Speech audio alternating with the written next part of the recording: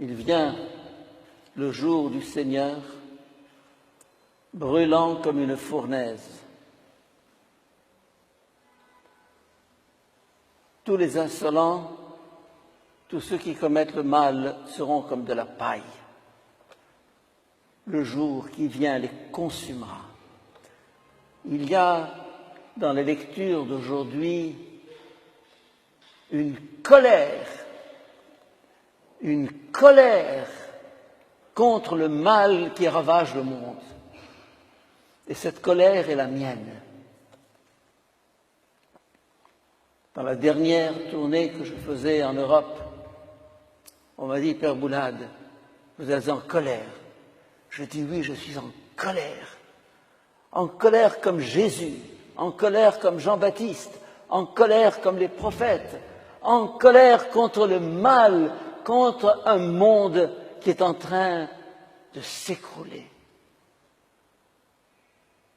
Comme les 2 tours jumelles de New York, ce n'est qu'un avertissement, ce n'est qu'un signe extérieur.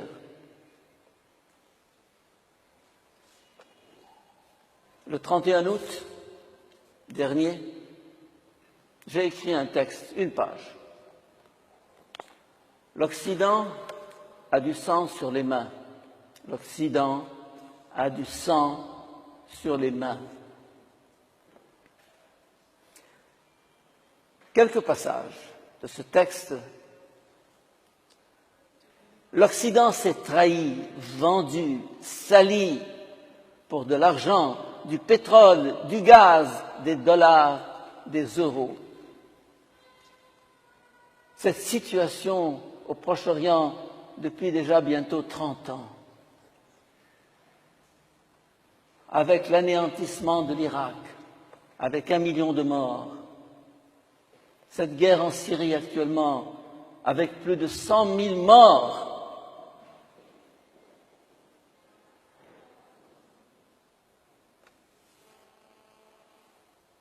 et la Libye, 80 000 morts, et le Soudan, 2 millions de morts. Et ce que nous connaissons ici en Égypte et ce que nous vivons,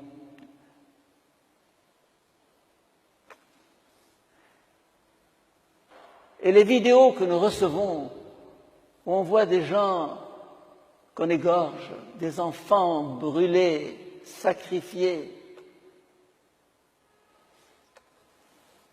ça me met en colère, ça me fait pleurer.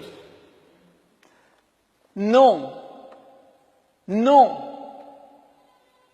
Il faut avoir le courage de dire non, de protester, de taper sur la table, de descendre dans la rue, comme l'ont fait les Égyptiens.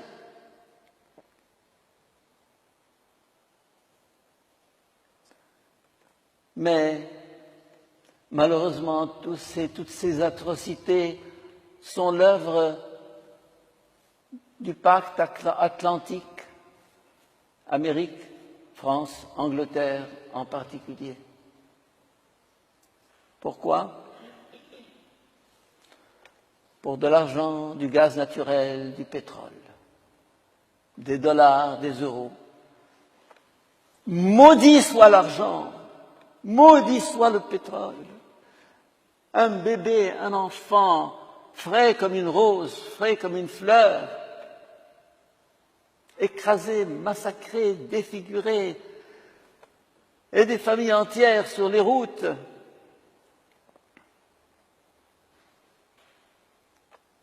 Plusieurs centaines de milliers de Syriens en Égypte, 1 million de Syriens au Liban, des centaines de milliers vers l'Irak, vers plutôt la Turquie, et plusieurs millions qui demandent à entrer en Suède. Une Syrie écrasée. Et dans ce texte, je dis l'Occident a perdu son âme. Il l'a vendue au diable, sacrifié à ces mammons qui s'appellent l'argent, le pouvoir, la puissance, la cupidité. Et j'ajoute Quand une civilisation perd son âme, elle n'a plus qu'à disparaître, qu'à s'éteindre, qu'à s'écrouler. Et c'est ce qui se passe sous nos yeux. Un Français me disait ce matin, du 31 août, d'un air désabusé, la France est moribonde, la France est morte. J'en dirai autant de l'Amérique et d'un certain nombre de pays qui soutiennent le terrorisme dans le monde et notamment dans nos régions. C'est dégoûtant, écœurant ce qui se passe. Ça, c'est la violence, ça, c'est la guerre, ça, c'est le sang. Mais l'Occident et toutes les sociétés de consommation sont menacées d'un autre mal, plus pernicieux, plus insidieux, plus profond. Le plaisir, la jouissance. Hier encore, j'étais avec un jeune Égyptien qui a vécu en Italie, qui est actuellement en Allemagne et qui est accroché à ces principes que nous avons tâché d'inculquer à nos jeunes ici. Mais il me dit là-bas, tout est permis. On rencontre une fille, au bout d'une heure, ça finit dans le lit. Aucun problème. On passe à une autre et à un troisième, et ça va, et c'est la valse du plaisir. Mes chers amis, il faut que vous sachiez une chose, c'est que la civilisation romaine qui pendant 1000 ans a subsisté, qui a créé des monuments, qui a été un chef-d'œuvre de civilisation, elle est morte de corruption intérieure. C'est par le dedans que ça se passe. Ça s'effrite, ça tombe en ruine, ça tombe en poussière. Une civilisation, il ne faut pas croire que ça dure toujours. L'Europe, que sera-t-elle dans 20, 30 ans? Vous allez me dire, la Tour Eiffel, l'Arc de Triomphe et tous les monuments. Vous avez écouté ce que dit Malachie?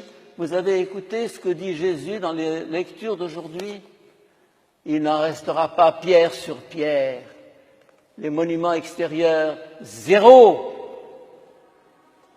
Ils sont le fruit d'une culture, d'une civilisation, de valeurs humaines, spirituelles.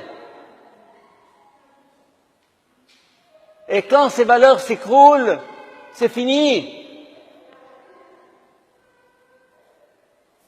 Là encore, je reprends mon texte.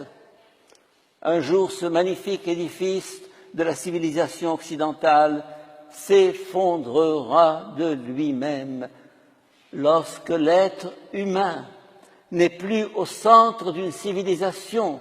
Cette civilisation si prospère qu'elle paraisse, est condamnée à disparaître.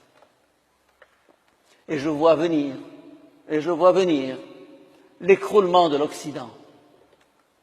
Vous allez me dire, vous êtes pessimiste. Quand le ver est dans le fruit, quand c'est pourri du dedans, quand les valeurs morales n'ont plus d'existence, quand on vend des êtres humains pour du pétrole et du gaz et des dollars et des euros, c'est fini. C'est fini. Alors il faut un réveil. Il faut une révolte. Il faut une révolution. Il faut crier, il faut descendre dans la rue. Pas seulement pour un changement de régime politique, car ce n'est pas au niveau de la politique que ça se joue, c'est au niveau du cœur, de l'être humain, du dedans. Et le combat, je le joue chaque jour avec moi-même et chacun de nous aussi. C'est dans ce combat intérieur que l'avenir se prépare. Mais aussi, il y a l'obligation de parler, de dénoncer. Et là, je retrouve la deuxième lecture d'aujourd'hui, la lettre de saint Paul aux Thessaloniciens. Il leur dit, travaillez, ne vous endormez pas dans la paresse, l'oisiveté, le farniente, la télévision. Ah, on est dans un fauteuil comme ça, pendant des heures à zapper. Et qu'est-ce que tu fais là-dedans?